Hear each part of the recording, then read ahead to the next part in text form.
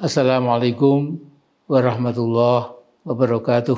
Innal hamdalillah nahmaduhu wa nasta'inuhu wa nastaghfiruh wa na'udzu billahi min syururi anfusina wa min sayyiati a'malina.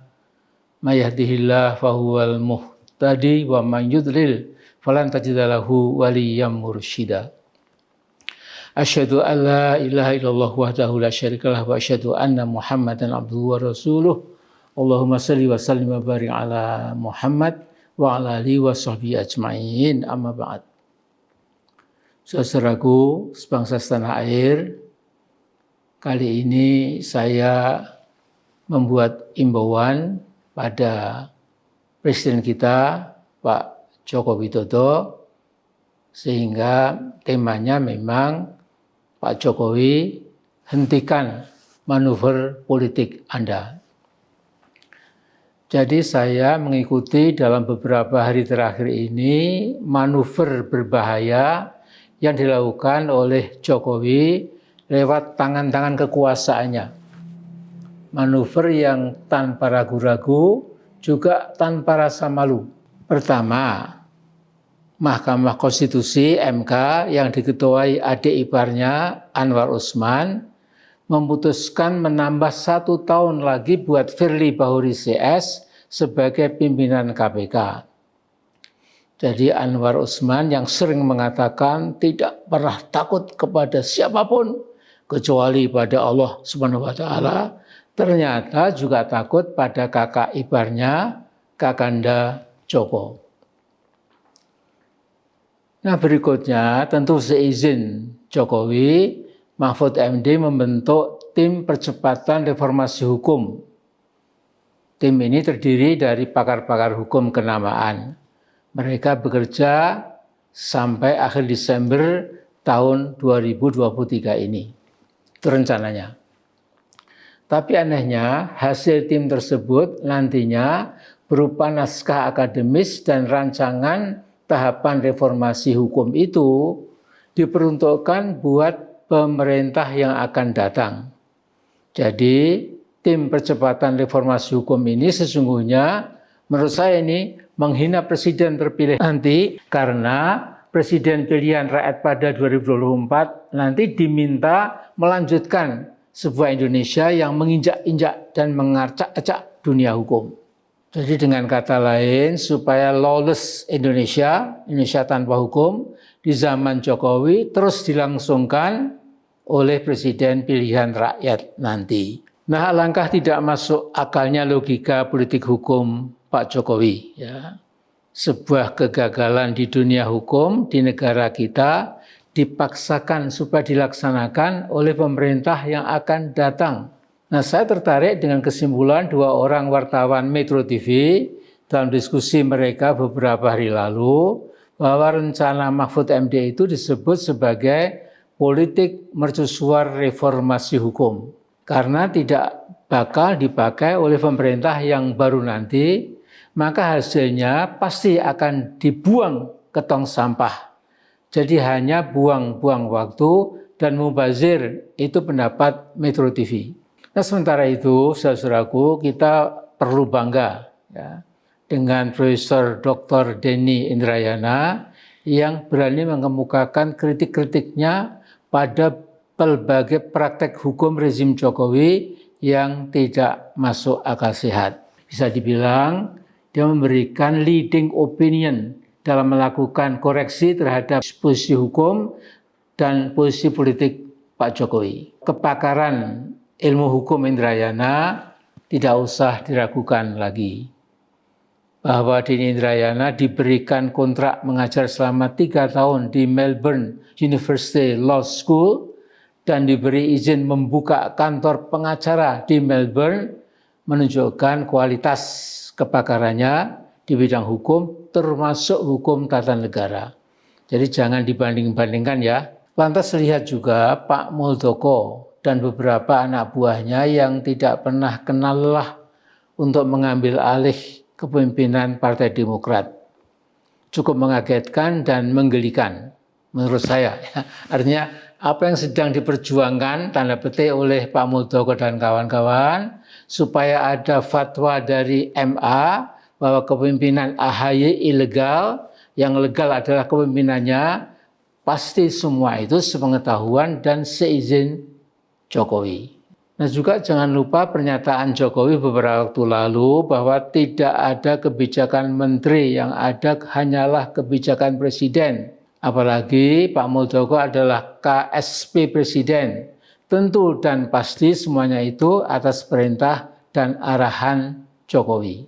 Nah mengenai Pilpres tahun 2024 nanti, di beberapa kesempatan Jokowi tegas mengatakan bahwa tidak ada yang salah kalau dia cawe-cawe mengatur kemenangan jagoannya supaya jadi presiden penerusnya. Ini sebuah logika tanpa etika. Sebenarnya istilah cawe-cawe dalam bahasa Jawa berarti mencampuri urusan orang lain yang bukan haknya. Dan sifat campur tangan dalam istilah cawe-cawe itu ringan saja. Saya lihat Jokowi bukan lagi sekedar cawe-cawe, tetapi intervensi langsung dengan mengerahkan semua resources yang ia miliki. Secara ugal-ugalan, seluruh aparat di bawah kendalinya dikerahkan untuk mencapai target politiknya.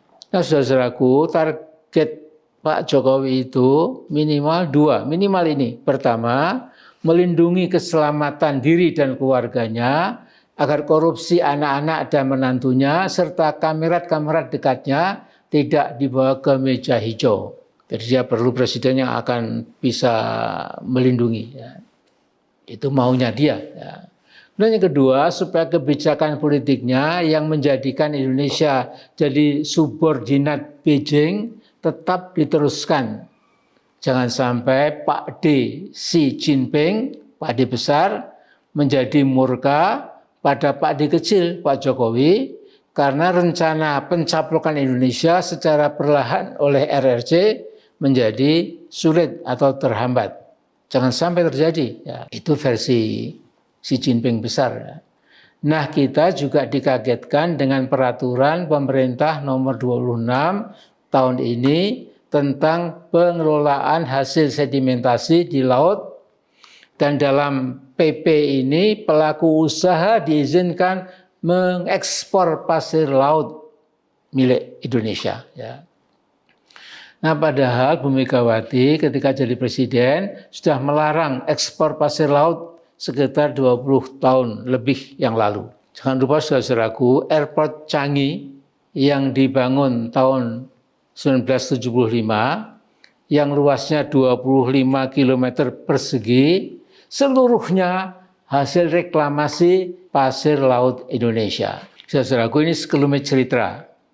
Ketika saya jadi ketua MPR, saya kedatangan tamu Perdana Menteri Singapura yang ditemani Dubes Singapura di Jakarta. Ketika saya bertanya, mengapa Singapura mencuri pasir laut Indonesia dengan menggunakan puluhan dredgers sepanjang siang dan malam, nasi Perdana Menteri Singapura itu mengatakan bahwa Singapura tidak mencuri, tetapi membeli pasir laut dari pasar bebas. Kemudian saya mengatakan bahwa Anda kan tahu bahwa pasir yang Anda beli di pasar bebas itu kan hasil curian dari pasir laut Indonesia. Lantas ketika dia diam sejenak, saya mengatakan kurang lebih, Sir, you have actually committed serious crimes by purchasing the sea sand of Indonesia while being aware that it was stolen from Indonesian territory. Ya. Jadi Bung, Sir, Anda tahu persis pasir laut yang Anda beli itu barang curian. Jadi Anda melakukan kejahatan besar. Nah kemudian dua tamu itu nampak kaget dan segera pulang. Nah para wakil ketua MPR yang mendampingi saya lantas berkata kurang lebih, wah Pak Amin, Anda terlalu straight to the point, nggak pakai basa-basi diplomasi. Tetapi mereka menyalami saya dengan hangat. Beliau-beliau itu adalah Pak Ginanjar Kartasasmita, Pak Legend Hari Sabarno, almarhum sekarang, Pak Insinyur Sucipto, juga sudah almarhum, dan Kiai Haji Khalil Bisri, juga sudah almarhum. Jadi Pak Jokowi, Anda mau membuat keputusan apa lagi supaya negara kita makin lemah? Jadi Pak Jokowi tinggal 15 sampai 16 bulan lagi Anda jadi presiden. Tolonglah pegang teguh Pancasila dan Undang-Undang Dasar 1945. Dan jangan percaya pada sejumlah surveyor yang memuji-muji Anda. Kata Bang Edi Mulyadi, mereka itu bukan surveyors, tapi survei. Ya. Asal terus dibayar, mereka akan terus menyala dan bekerja sesuai pesanan. Nah, ada 7 orang surveyor bayaran itu menurut Pak Edi Mulyadi, yakni Yunanto Wijaya, kemudian Saiful Muzani, lantas Burhanuddin Muhtadi, Hanta Yuda, Caniago, Denny J.A., dan Muhammad Qodari.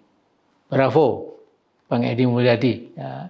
Nah, semoga pesan saya sampai ke Pak Jokowi, hentikan manuver ugal-ugalan Anda, manuver politik. Ya. Kalau Anda tidak menghentikan manuver politik Anda yang ugal-ugalan itu, saya khawatir Anda bisa terjungkal di tengah jalan. Jadi tugas saya cuma menyampaikan, mudah-mudahan Anda bisa pikirkan.